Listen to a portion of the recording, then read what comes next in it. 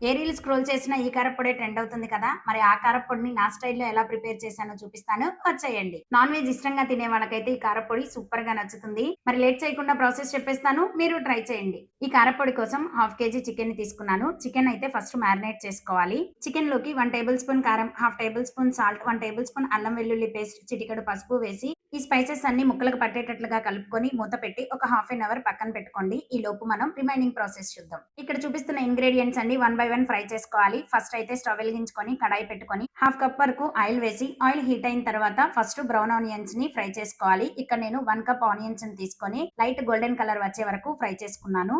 Next అదే oil లో 15 నుంచి 20 వెల్లుల్లి రెబ్బల్ని కచ్చాబచ్చగా దంచుకొని వేసుకొని వాటిని కూడా గోల్డెన్ కలర్ వచ్చే వరకు ఫ్రై చేసుకోవాలి.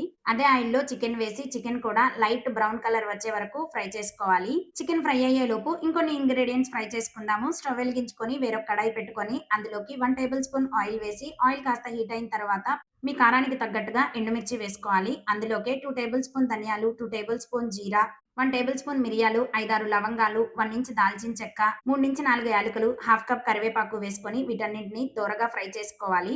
ఇవి ఫ్రై అయ్యే లోపు చికెన్ కూడా చక్కగా ఫ్రై అయిపోయింది. అన్ని ఫ్రై చేసుకున్నాక వీటన్నిటిని కంప్లీట్ గా చల్లారనివ్వండి. చల్లారిన తర్వాత మిక్సీ జార్ లోకి వీడియోలో చూపిస్తున్న విధంగా చికెన్ ని తీసుకొని ఫస్ట్ చికెన్ అయితే మిక్సీ పట్టుకోవాలి. చికెన్ ని మిక్సీ పట్టేటప్పుడు ఒకేసారి కాకుండా పల్స్ మోడ్ లో గ్రైండ్ చేసుకోండి. చికెన్ పొడి పొడిగా వస్తుంది. దీనిలోకి ముందుగా మనం ఫ్రై చేసుకున్న స్పైసెస్, వేయించుకున్న వెల్లుల్లి రెబ్బలు, బ్రౌన్ ఆనియన్స్, కొంచెం ఇంగువ, నిమ్మకాయ సైజ్ అంత చింతపండు వేసి మరొకసారి మెత్తగా మిక్సీ పట్టుకోవాలి. ఈ స్టేజ్ లోనే సాల్ట్ ని అడ్జస్ట్ చేసుకోండి. అంతే, స్పైసీ అండ్ టేస్టీ చికెన్ కారప్పొడి అయితే రెడీ.